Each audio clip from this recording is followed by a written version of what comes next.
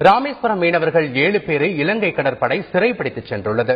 45 நாள் மீன்பிடி தடை காலத்திற்கு பிறகு ராமேஸ்வரம் மீனவர்கள் கடலுக்கு மீன்பிடிக்க சென்றனர்.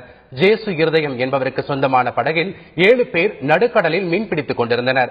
அப்போது எல்லை தாண்டியதாக கூறி மீனவர்கள் 7 பேரையும் ஒரு படகையும் இலங்கை கடற்படையினர் சிறைப்பிடித்துச் சென்றனர். தலைமன்னார் கடற்படை முகாமிற்கு கொண்டு சென்று மீனவர்களிடம் இலங்கை கடற்படை விசாரணை நடத்தி வருகிறது.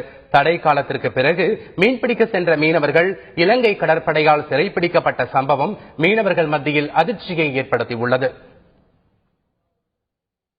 போனா இன்னைக்கு என் பிள்ளை சொந்த பிள்ளை 2 பேர் புடிவிட்டு இருக்காங்க. அது மத்தபடி அந்த மீதம் உள்ள 5 பேருமே எங்க உறவுக்கார பிள்ளைங்க, அடுத்த ஆளுக கிடையாது. எல்லாருமே சொந்த பிள்ளைங்க. இப்படி போற பிள்ளைகளை புறத்தை இப்படி புடிச்சா நாங்க எப்படியா வாழ்றது?